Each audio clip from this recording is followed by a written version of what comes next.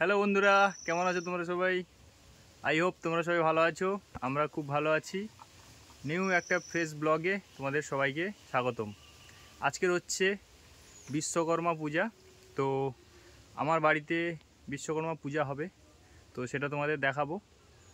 আর ভাই টুসুকে খেতে দিচ্ছে, দেখতে পাচ্ছ।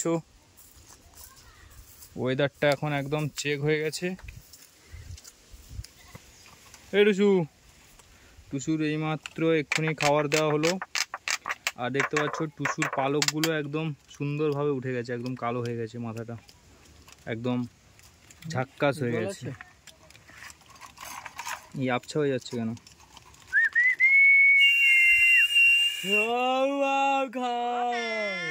ও মা, টুসুকে আজকে স্নান করানো হবে, কারণ অনেকদিন টুসু বর্ষার জন্য স্নান করেছে, অল্প স্নান করেছে। আজকে একদম ভালো করে স্নান করা হবে, তাই তো? ভালো করে স্নান করানো হবে তো? ঠিক আছে।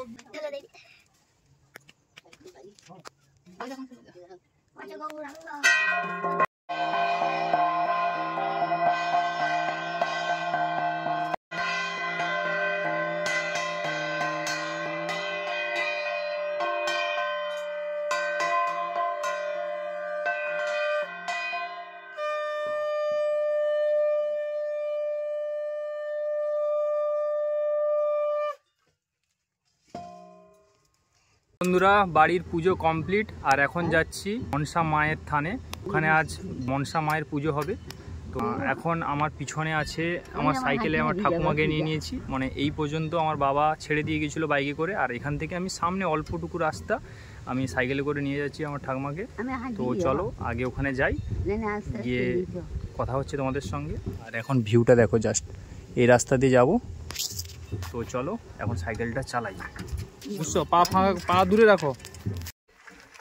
ঠাকমা পিছনে সাইকেলে বসে আছে আর বলছে প্রচুর ভয় লাগছে। কোনোদিন তো সাইকেলে নিয়ে যাই, ঠিক আছে, বয়স হয়ে গেছে তো, তার জন্য পিছনে ভালো করে বস্তা দিয়ে দিয়েছি, তারপরে বসেছে। তো চলো এই রাস্তা দিয়ে যাওয়া যাক। আমার ঠাকুমা 90 বছর বয়স হয়ে গেছে, তাও দেখো।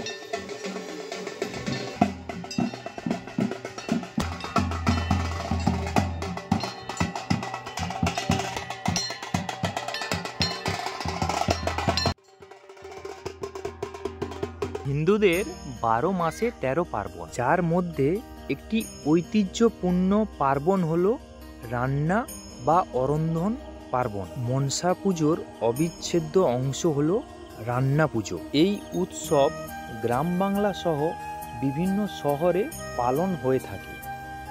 আজকের তোমাদের এই ভিডিওতে আমাদের গ্রামের পুজোর কিছু দৃশ্য তোমাদেরকে দেখাবো।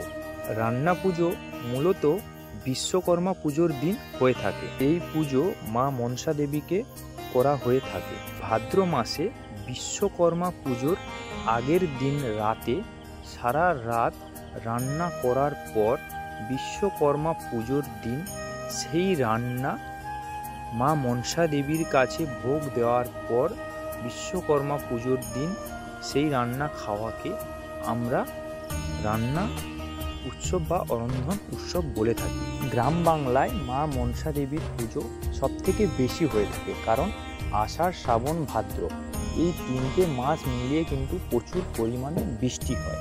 তার জন্য জলাশয়ে প্রচুর পরিমাণে জল জমে যায়, আর তার জন্য মা মনসা দেবীর বাহনকে আমরা লক্ষ্য করে থাকি বেশি। তার জন্য যেহেতু গ্রামের মানুষেরা চাষাবাদ করে তাদের জীবনযাপন করে, তার জন্য গ্রামে মা মনসা দেবীর পূজা অর্চনা করে মা মনসা দেবীকে সন্তুষ্ট করা হয়।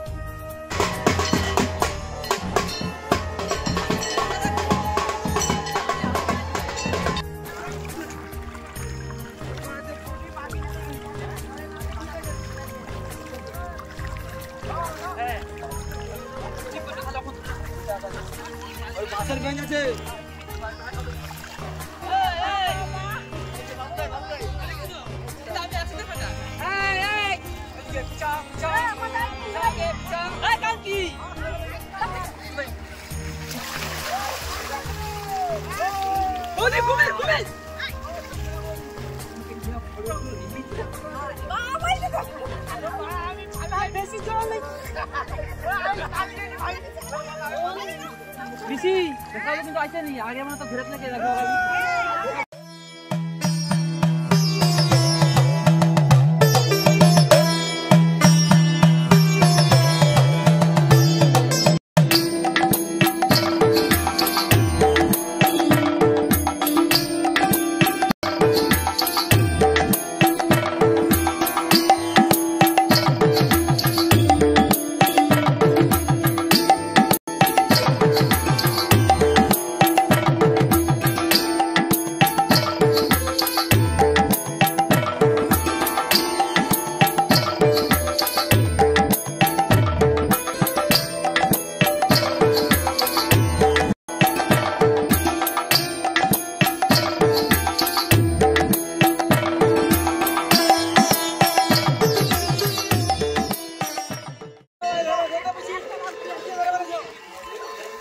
তো বন্ধুরা ফাইনালি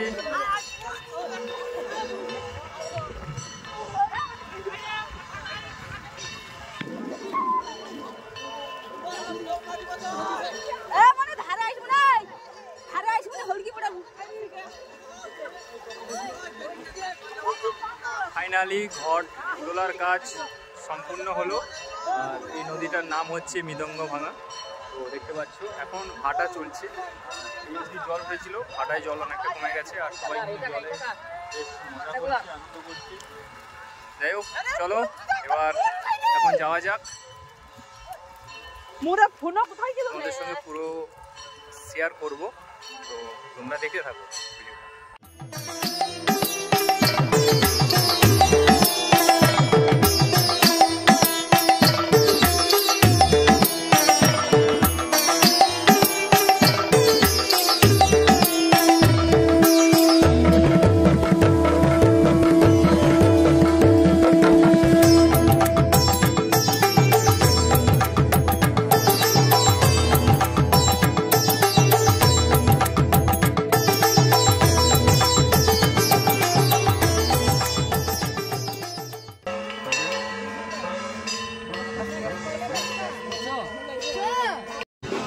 তো ফাইনালি আমার সঙ্গীও চলে এসছে, এই যে হাওড়া, ঠিক আছে হাওড়া চলে এসছে। হাওড়া আমার সঙ্গে এসেছিল না, ঠিক আছে আমার ভাইয়ের সঙ্গে এসছে।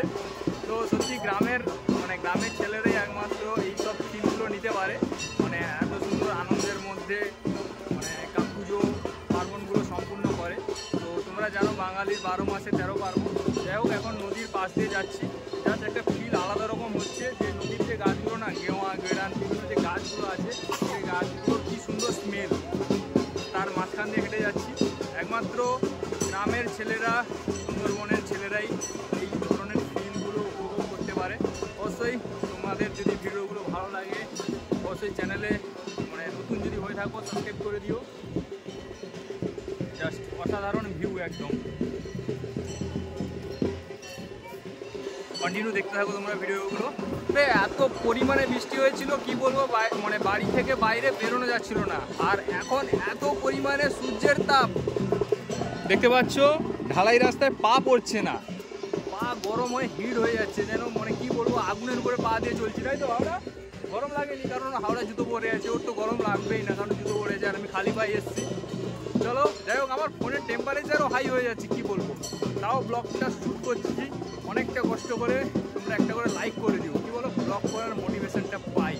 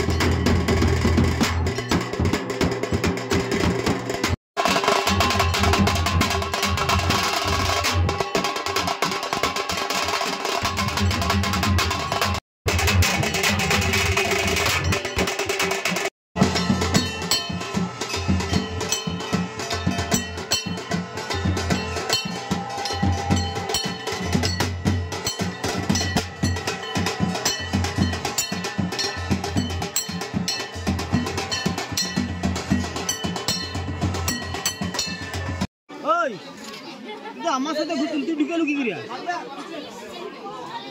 হ্যাঁ ওই বুধা বিট্টু আমার সাথে ঘুরতল সে ঢুকে কি করিয়া